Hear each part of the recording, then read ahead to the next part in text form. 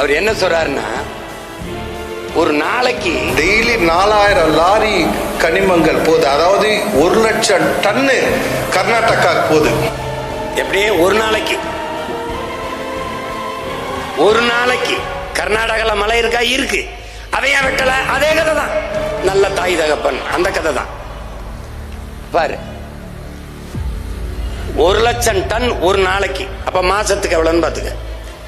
நம்ம ஐயா பேசுவார், மாண்புமிக்க நம்ம மதிப்பிற்குரிய. கன்னியாகுமரி மாவட்டத்தில் 4 வழி சாலை பணிகள் இன்னும் முடியாத நிலை இருக்கு.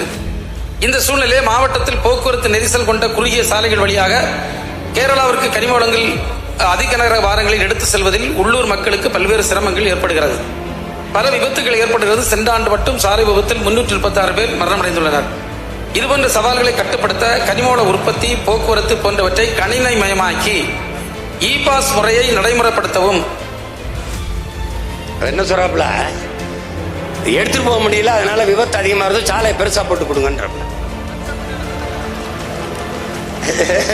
நீ எப்படிப்பட்ட ஆளுகள்கிட்ட நாட்டை கொடுத்துருக்கேன்னு நீ தான் யோசிச்சுக்கணும் சாமி. நீதான் எப்படி சொல்றாள் பாருங்க. அதனால விபத்தாயிருது. விபத்தாகிறது அவருக்கு பிரச்சனை இல்ல, தன் மலையை வெட்டி எடுத்துட்டு போறது அவருக்கு பிரச்சனை இல்ல.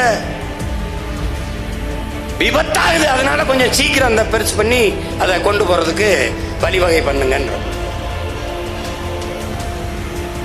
இப்படிலாம் கேரளால ஒரு அமைச்சர் பேசிட்டா மறுநாள் அமைச்சரா இருப்பான். சட்டசபையில பேசுறாப்ல, சட்டசபையில. இதே சட்டசபைக்குள்ள போய் நாம என்ன இருக்குது